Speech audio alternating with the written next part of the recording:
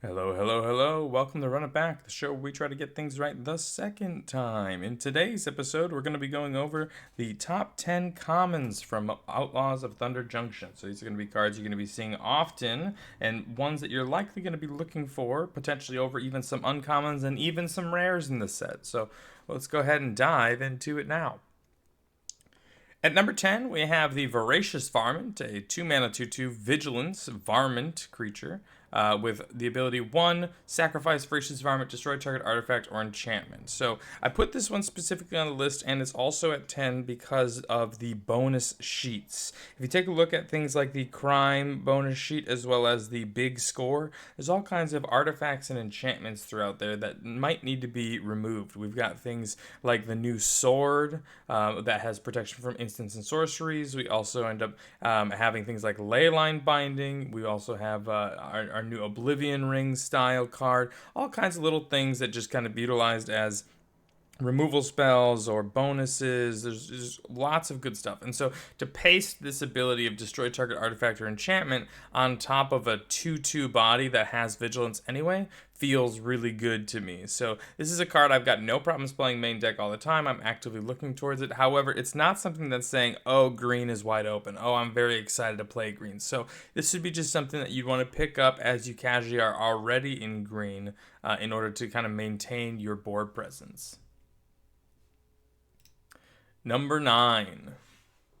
Taking a look at number 9 here, we see the Outlaw Medic, a 2 mana 1/3 with lifelink as a human rogue for those Outlaw strategies. And then, of course, you also have when Outlaw Medic dies, draw a card.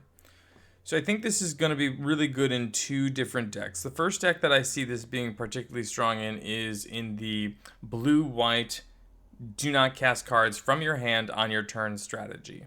Right, so that cares about plot, cares about instants, that kind of thing. The trouble with that is that if you're not, casting cards on your turn, how are you deploying creatures? You need flash creatures, you need removal spells, this kind of stuff. Just deploying this on turn 2 really is going to stem a lot of the really aggro starts that are there. Even if this trades off with, let's say, a 2 mana 3/1, which I believe is in the set, then you're going to end up trading, gaining a life, drawing a card, and generally being up. At worst, this card is gain 1 life, draw a card, if somebody were to kill it.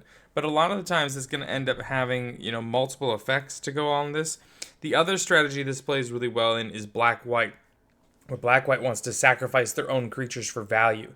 And so being able to stem the bleeding early, kind of set up, get your sacrifice outlets on board, your payoffs on board, all this stuff, and then being able to sacrifice it later in the game for continued value also feels really good. Number 8. At number 8, we have Spinewoods Paladin, a 5 mana 5/4 with trample, and as Spinewoods Paladin enters the battlefield, you gain 3 life.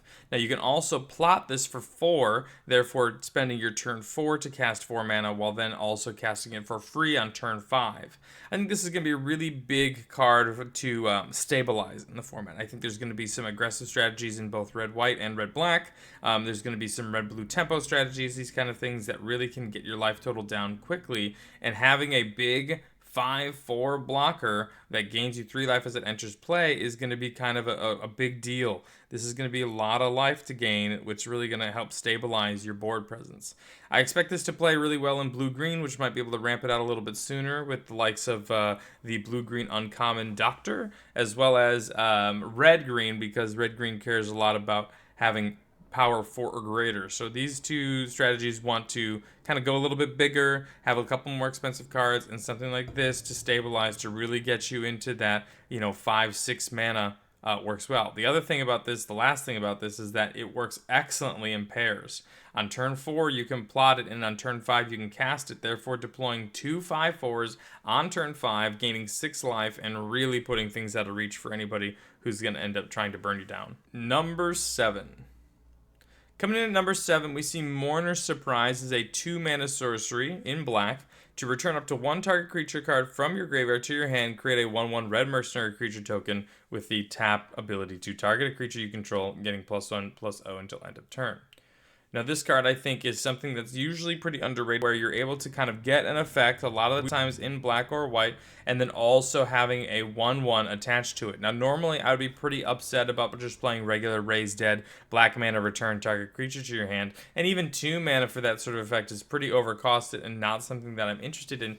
However, when you pair it with a 1/1 body, I think it really starts to go really well. I mean, this is something that as you're continuing to play, lots of bombs in this set. We've got 40 plus legendary creatures. We've got all kinds of good cards that end up going really well here. Being able to rebuy that is going to be important. But the problem is spending the mana and the card to get that card back usually loses tempo. So this 1/1 can chump a big 6/6 potentially, or trade off with a 3/1 potentially, or maybe give something else that +1/+0 to get it in the air for some extra damage. I think this ability to just sort of have a creature on the board for sacrifice synergies or whatever else you want, while also continuing to accrue value, is going to be a big deal, and I would expect this card to play well in pretty much any black deck that you'd like. Number 6. Coming in at number 6, we have the Harrier Strix. Is 1 singular blue mana for a 1/1 flyer. When it comes into play, it taps target permanent, therefore committing a crime. And then you may also pay 3 mana without tapping this creature in order to draw a card and then discard a card. I think this card is going to be very powerful in blue-red specifically. It also plays well in blue-white, as you're able to utilize your mana if the flash abilities don't happen to go off. But I think blue-red, just caring about casting spells, not necessarily non-creature spells, just spells in general, wants a good value early creature that can also essentially start off your chains later on. You won't always have a bunch of plot cards, or maybe all your plot cards care about being the second, third, or fourth spell cast, and so playing something early that can get in for 1, 2, 3 damage, ability to loot later on in the game, a mana sink that way as well, while also being this start trigger for all of your quick draw turns where you're casting a bunch of different spells. I think this card is going to be a very, very good role player that also carries equipment very well, and generally also takes in the bonuses from having the mercenaries tokens on the battlefield. Turning this into a 3/1 is a big deal, right, in the air. Not every color pair can deal with this kind of thing, so I think this is going to be a big card early and often in the format. Number 5. As we move into our top 5, you're going to notice a big shift. The 4 out of the bottom 5 on our top 10 were creatures. Now we're going to start seeing a lot more non-creatures. Throw from the Saddle, I believe, is the best green common in the set. You're going to see here as a 2-mana sorcery. Target creature you control gets +1/+1 until end of turn. Put a 1/1 counter on it instead if it's a mount. Then it deals damage equal to its power to target creature you don't control. A 2-mana punch has always been very, very good, where your creature is not taking that damage back. It plays extremely well in green-black with Death Touch. It plays extremely well in green-white with the +1/+1 counter on mounts. It also plays extremely well in green-red because green-red has very big creatures. So overall, green is just going to want this card. I think it's going to be a great removal spell for them. Unfortunately, it is only a sorcery, as many of these abilities are. However, I don't think that really detracts too much from this thing. So I think you're going to want to end up utilizing this one and taking it off. And this is a card that tells me I want to be in green. Number 4. In number 4, we see Desert's Dew, which is a 2-mana instant. Target creature gets -2/-2 until end of turn, and it gets an additional -1/-1 until end of turn for each desert you control. I expect almost every deck in the format to have 1 to 2 to 3 deserts, maybe with green decks having a couple of more for either splashes or mana consistency. There's even a couple of other flex deserts out there that just do a couple of little things. And just having that ability to be 2 mana -3/-3 has always been very strong. That takes care of early aggression. There's lots of 3/2s, there's lots of 2/1s, that kind of thing. And then also later game end up being -4/-4 or -5/-5 for 2 mana, I think is going to be very, very strong. The flexibility on this card is very good. Number 3. Moving on to number 3, we see Skullduggery. Skullduggery is a reprint. It is a 1 black mana for an instant that says until end of turn, target creature you control gets +1/+1, and target creature an opponent controls gets -1/-1. I think this is the best combat trick that we've seen in a little while.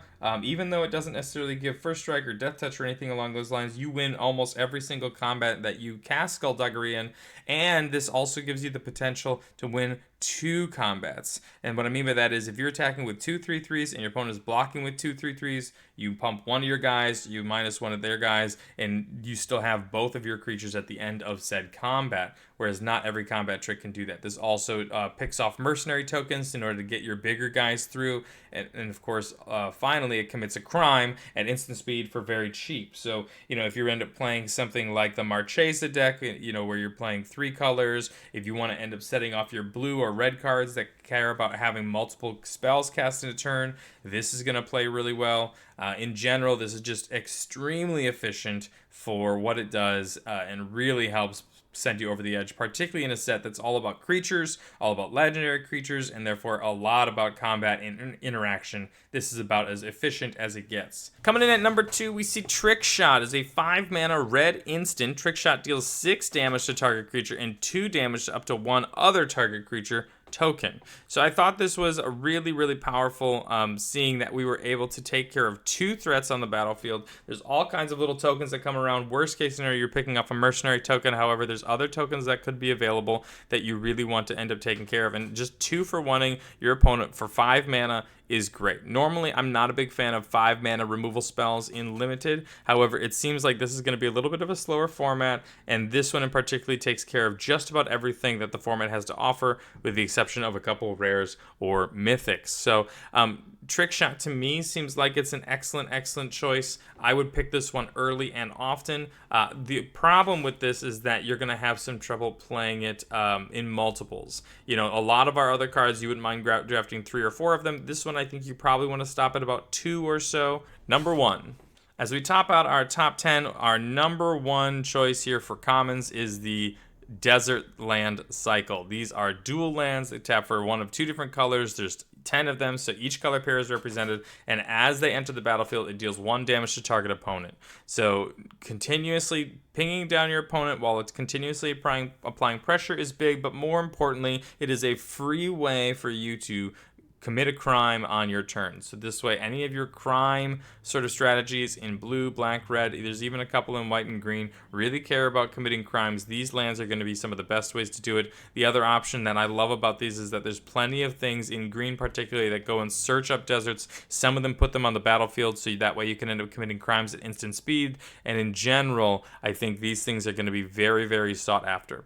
One note on these is that they are in the land slot of your play boosters, so therefore it's not going to be taking up your other commons that you may see in the set. These lands show up 1 in every 2 packs. 50% of the time you're going to get either a basic land or one of these deserts, and I think the desert packs are going to be very well sought after in both sealed and drafts, so that way you can end up fixing your mana, committing crimes, and in general, having a good time. Thank you so much for watching. I hope you enjoyed. We will see you next time on Run It Back. Bye-bye.